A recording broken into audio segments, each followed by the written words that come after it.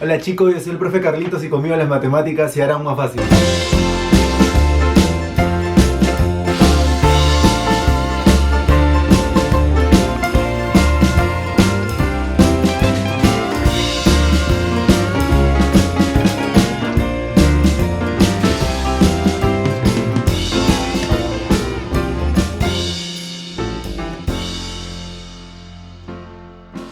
Muy bien chicos, el día de hoy vamos a ver el tema de funciones, como ya lo habíamos anticipado. Y bueno, una función es una relación en la cual se va a cumplir un requisito en particular, que es el que vamos a analizar a continuación y explicar en la definición. Nos dicen, ¿no? Una función de a en b, conjunto de partida, conjunto de llegada, va a ser una función siempre y cuando, sí y solo si, para todo x que pertenece a a, que es el conjunto de partida, existe un único y perteneciente a b, o sea, un único segundo elemento del conjunto de llegada, tal que x, y pertenece a la función. O sea, x y y cumplen la relación existente, ¿ok? Es decir, si yo tengo el par ordenado x, y perteneciente a la función y también el par ordenado x, z perteneciente a la función, entonces lo lógico es que a una misma primera componente le corresponda solo una segunda componente. Entonces y y z tendrían que ser iguales, porque si fueran diferentes entonces esto ya no sería una función, porque no cumpliría con la definición, ¿ok? Eso lo vamos a entender un poco mejor con el ejemplo. La notación f de a en b, función de a en b, conjunto de partida, conjunto de llegada, todos mis x son parte del dominio, en cambio en b va a depender, ¿ok? Una parte de este conjunto de llegada será el rango, no necesariamente todos, ¿ok? A x se le llama preimagen y a y se le llama imagen. Y siempre está en función a x, ¿ok? O al menos es lo normal a expresar. Siempre que tú veas f de x, estamos hablando del y, es decir, de la segunda componente. Entonces, lo que estábamos explicando por acá aplica este ejemplo. Nos dice indicar si es función. A ver, la primera, f de x, menos 3,2, menos 3,1, menos 3,0. Según la condición nos dice, ¿no? Para una primera componente solo puede existir una segunda componente, una única segunda componente. No puede tener más de dos. Acá observamos que para el menos 3 está el 2, el 1 y el 0. Es decir, para un mismo x, que es el menos 3, existen no solamente un único y, sino que hay tres y's distintos. 2, 1, 0. Eso significa que esta de acá no sería una función porque no cumple con mi definición.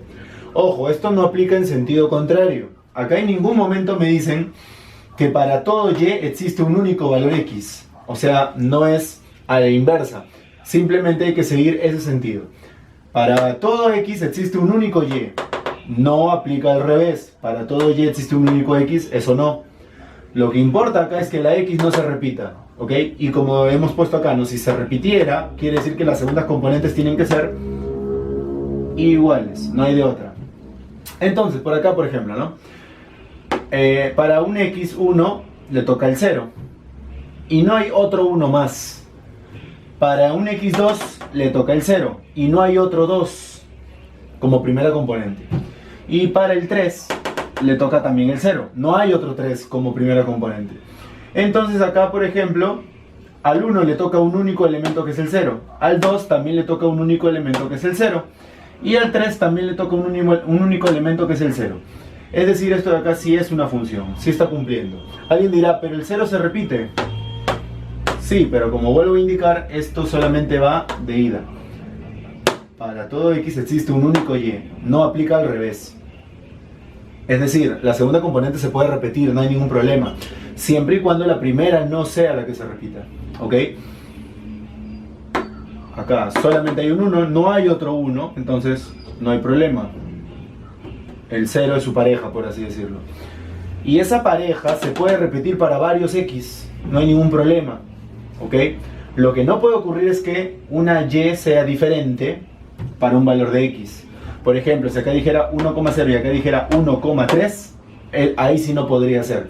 Porque para un mismo 1 tengo dos y's distintos y eso no puede pasar. ¿Ok? Sin embargo, como les digo, la y sí se puede repetir, la segunda componente no hay ningún problema. Por acá, al 1 solamente le toca el 2, al 2 solamente le toca el 3, al 3 solamente le toca el 4, así que esta de acá también es una función, no hay ningún problema. ¿Ok? Bueno, acá alguien podría decir, no, acá el 2, acá también hay 2. Sí, bueno, eso no tiene nada que ver, ¿no? Como ya les he dicho, lo único que no se tiene que repetir es la primera componente.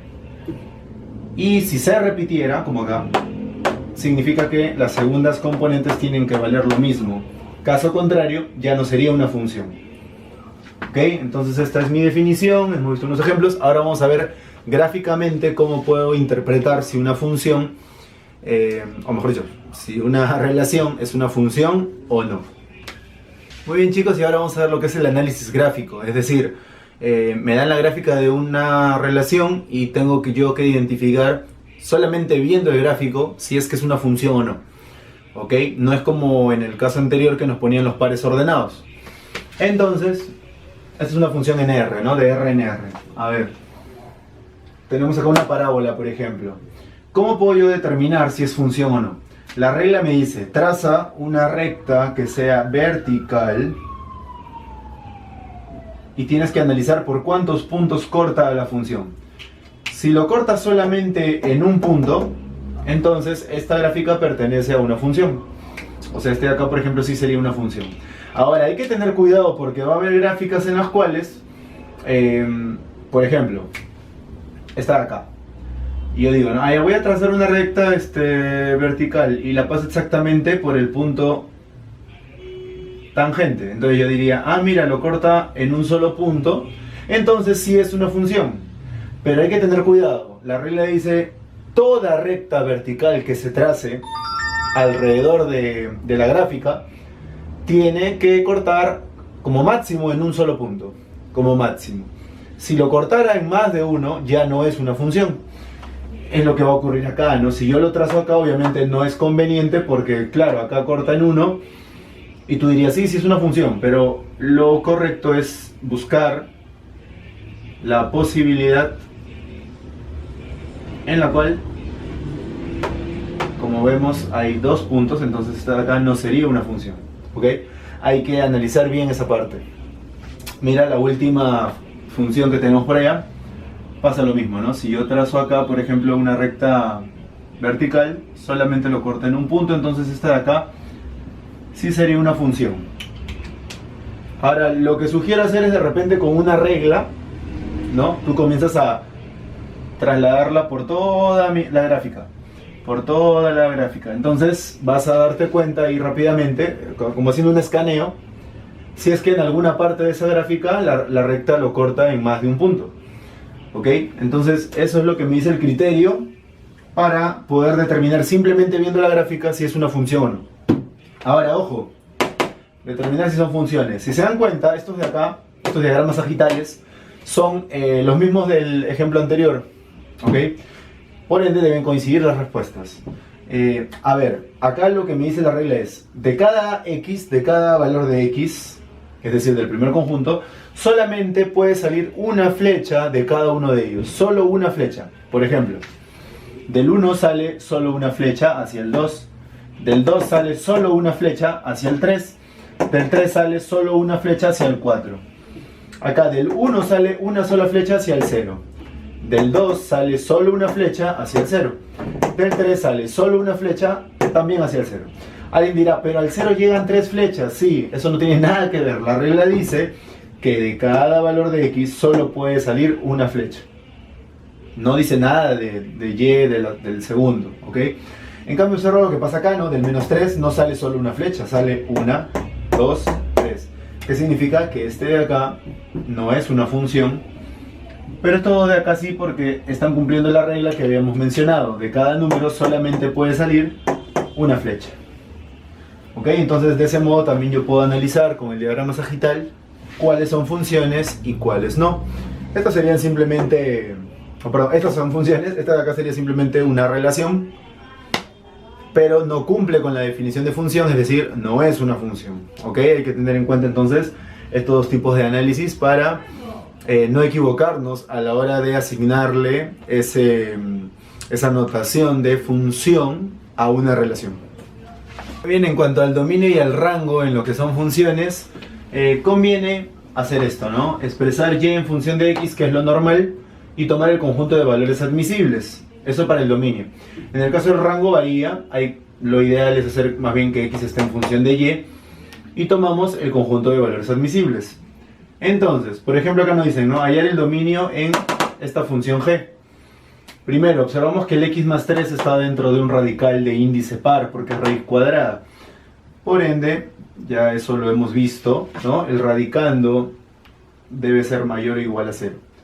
Porque si no, la raíz cuadrada no se podría hallar. Entonces decimos que x es mayor o igual que menos 3. Lo otro que observamos es que el denominador... Uy, quieren estar escribiendo. X al cuadrado menos 25 debe ser diferente de 0. ¿Por qué diferente de 0? Porque está en el denominador y el denominador no puede valer 0. Vamos a factorizar. Esto es la resta por la suma, es diferencia de cuadrados. Separando. El primer factor no puede ser 0, el segundo factor tampoco puede ser 0. Para que una multiplicación no sea 0, ninguno de los dos puede ser 0. Entonces de acá obtenemos que x no puede valer 5 y de acá que x no puede valer menos 5.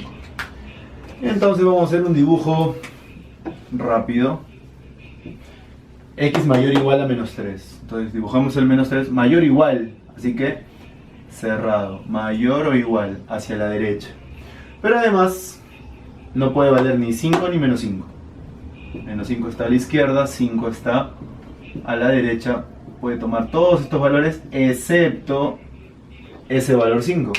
¿Cómo colocaríamos esa respuesta? De este modo: dominio de g cerrado menos 3 hasta más infinito. Sabemos que la flecha es el infinito, que no es un número, simplemente es una representación de que eso no acaba. Pero hay que excluir un valor, que bueno, acá está el 5, pero según la restricción que tomamos, el 5 no puede ir, entonces excluimos al 5. Y listo, ese sería el dominio de g. El menos 5 no es necesario excluirlo porque de por sí no es parte del intervalo que nos había salido en la primera parte. Hallar el rango ahora de esta función f. Bueno, acá lo que vamos a hacer es usar nuestra notación, ¿no? Y está en función a x, o sea, este f de x es y. Igual acá 2 sobre x al cuadrado más 1. Ese x al cuadrado más 1 lo voy a pasar a multiplicar, sería y por x al cuadrado más 1 es igual a 2. Y acá vamos a utilizar la propiedad distributiva, sería y por x al cuadrado más y por 1 igual a 2. Es decir, lo que nos va a quedar es yx al cuadrado. Ojo, estoy expresándolo en función al x. En función al x, ¿ya? A ver, este x. A ver, para que se entienda, vamos a asumir que el y es una constante y mi x es la variable, ¿ok? Voy a darle la forma de una expresión cuadrática.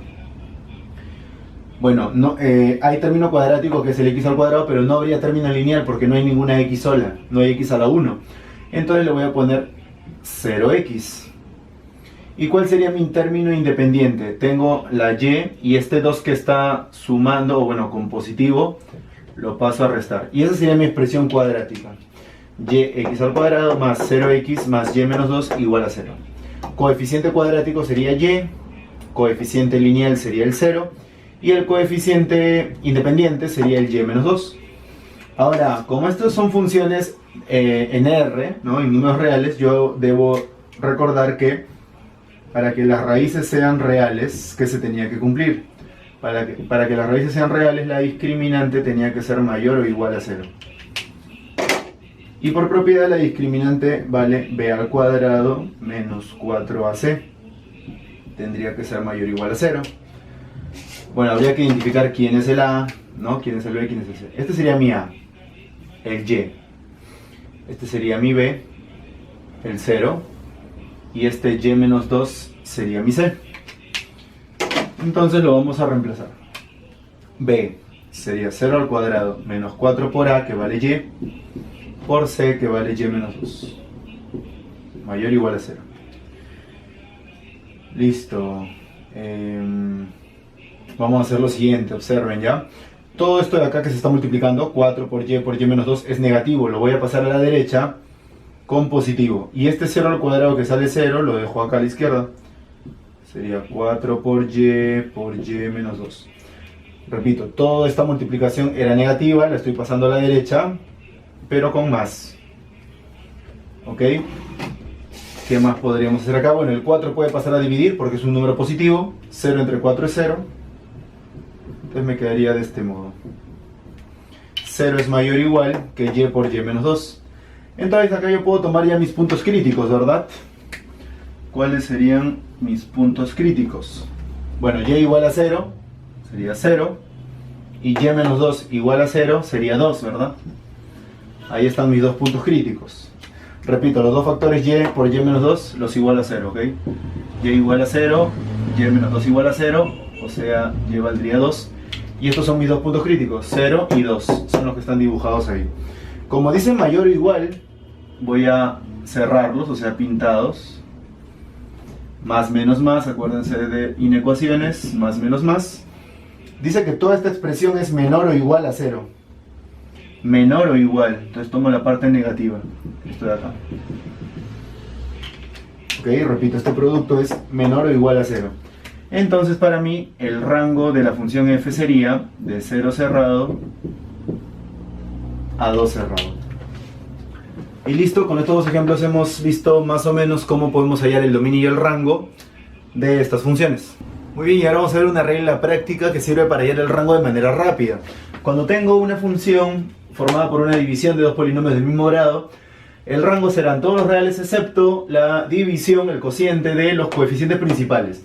En este caso hemos puesto una función de grado 1, pero podría ser cualquier n, ¿ok? Es más, acá le podríamos poner, para dejar así claro, ¿no? A la n podría ser. Coeficientes principales, a, c, a entre c. Y justamente empezando los ejercicios hemos puesto el ejercicio 1 para ejemplificar esta regla. Hallar el rango de la función g.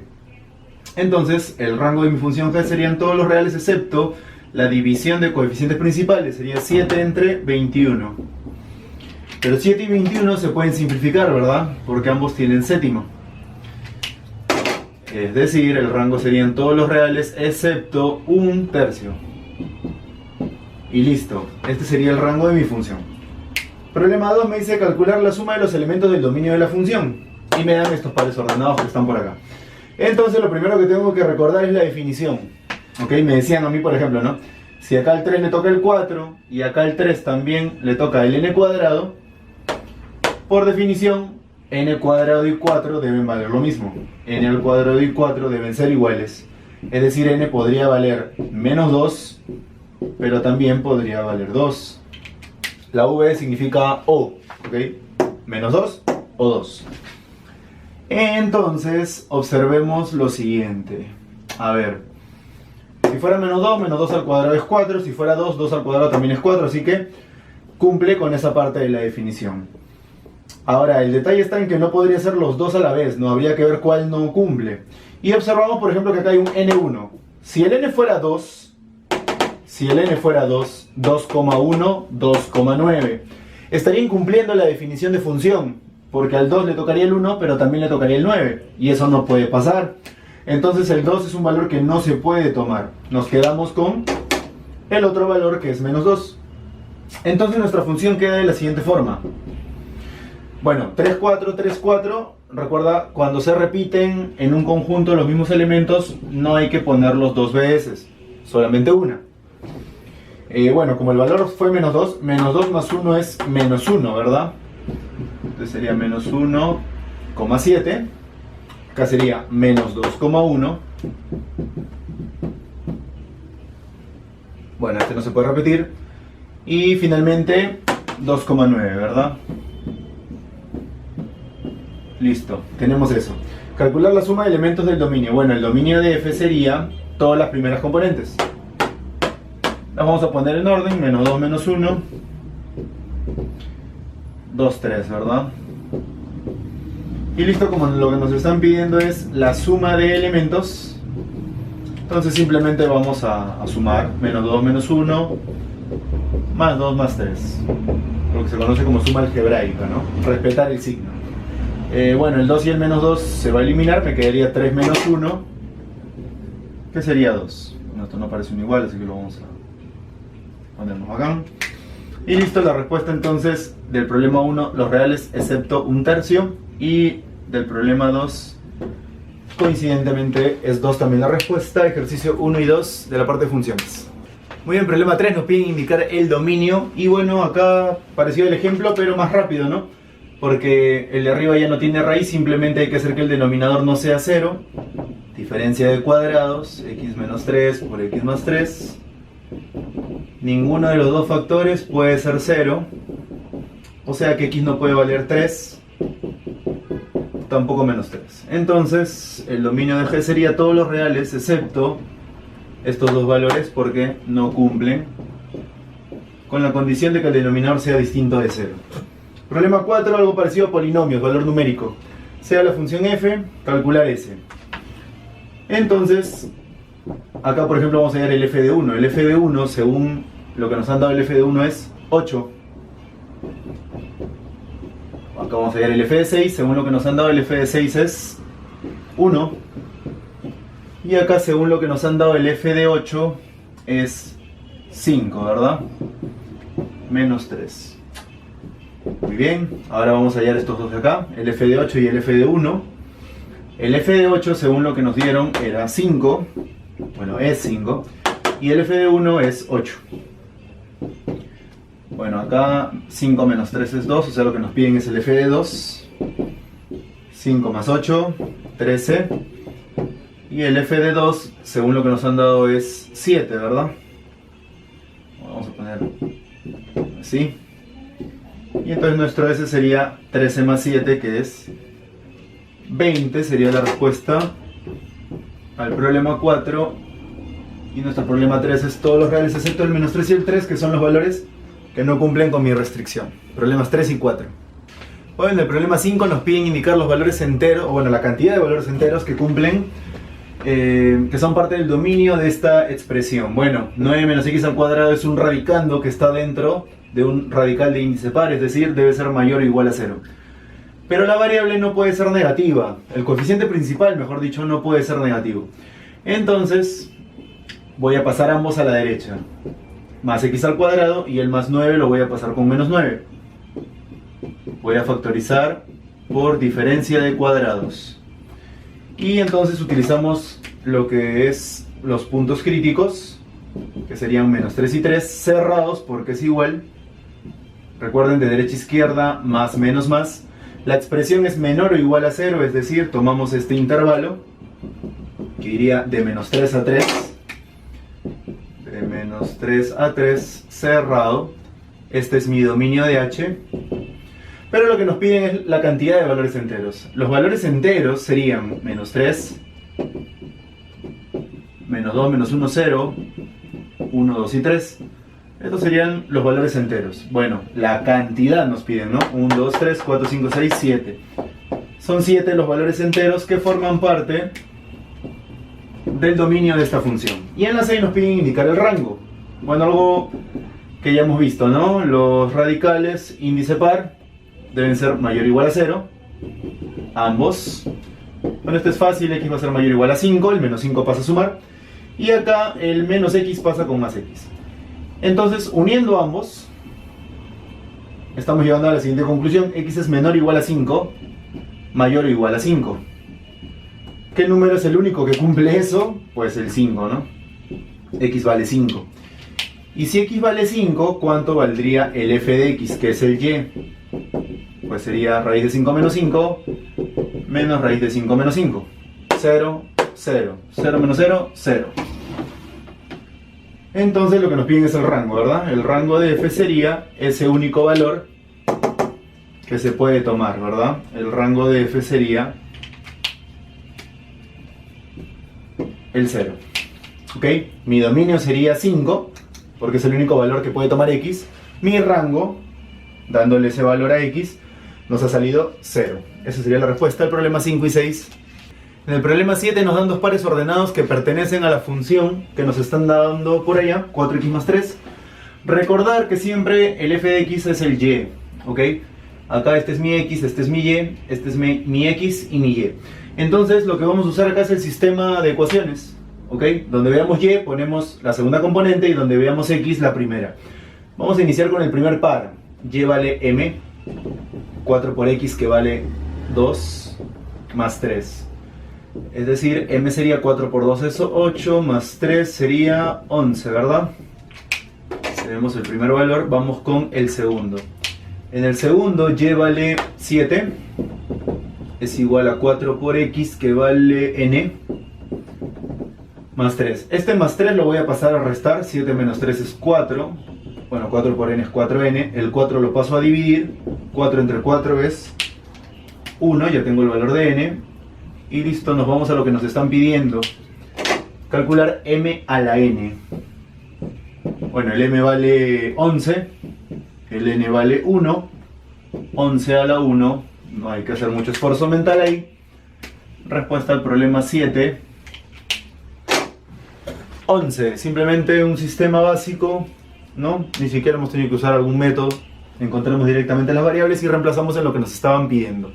Muy bien, acá nos dan la forma que va a tener el dominio de esta función. Entonces lo que tenemos que hacer es encontrarlo y asociar los valores a estas tres letras, ¿verdad? Bueno, tenemos un radicando, está dentro de un radical de índice par porque es raíz cuadrada, entonces debe ser mayor o igual que 0. Además tenemos un x a la menos 1, recordar que el x a la menos 1 es lo mismo que decir 1 sobre x, el denominador no puede ser 0. Entonces vamos a pasar todo esto al lado derecho, el menos x al cuadrado va a pasar con más, y el más 1 va a pasar con menos 1.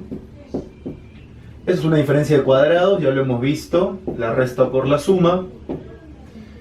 Entonces vamos a ver, ¿no? Los puntos críticos serían los siguientes, menos 1 y 1. Puntos cerrados porque está el igual, de derecha a izquierda, más, menos, más. Toda esta expresión es menor o igual que 0, entonces tomo la zona negativa. Además, el 0 no puede ser parte de este intervalo, entonces yo diría que mi dominio de f va de menos 1 cerrado a 1 cerrado, excepto el 0. Y bueno, haciendo una comparación, ¿no? Haciendo una analogía, vamos a ver cuánto vale A, cuánto vale B y cuánto vale C. Y tenemos los siguientes valores, a ver. Intervalo AB, menos 1, 1. Menos 1, 1. Excepto C, excepto el 0. Listo, tenemos los valores y nos vamos entonces a dar la respuesta. ¿Cuánto vale la expresión que nos están pidiendo? AB más AC más BC. A por B, menos 1 por 1. Más A por C, menos 1 por 0. Más B por C, 1 por 0. Y listo, ¿cuánto sale esto, no? Menos 1 por 1 es menos 1. Y sabemos que los otros dos productos van a salir 0, así que ya no es necesario poner menos 1 más 0 más 0, ¿no? Sería como que por gusto. Entonces tenemos eso. Respuesta al problema 8, menos 1. Muy bien, chicos, esta ha sido la parte de funciones, la primera parte. Vamos a ver la siguiente clase, lo que son los tipos de funciones, las funciones especiales. Y bueno, cada vez, como les digo, estamos acercándonos al final del curso, así que no se pierdan los videos, denles like si les ha gustado, compártanlo con las personas que ustedes crean que lo van a necesitar. Suscríbanse si es que aún no lo han hecho, denle a la campana si es que quieren saber en qué momento subimos nuevo video. Y nada, dejen sus recomendaciones, sus sugerencias, espero que sigan pasando excelentes vacaciones, les deseo lo mejor, diviértanse, pásenla bien para regresar con fuerza al tercer bimestre. Conmigo será hasta el siguiente video, Dios me los bendiga a todos. Chao.